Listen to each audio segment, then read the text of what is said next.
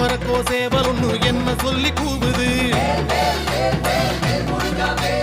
கொக்கரிச்சி நிற்கும் போது என்ன பேரு கூறுது மனமே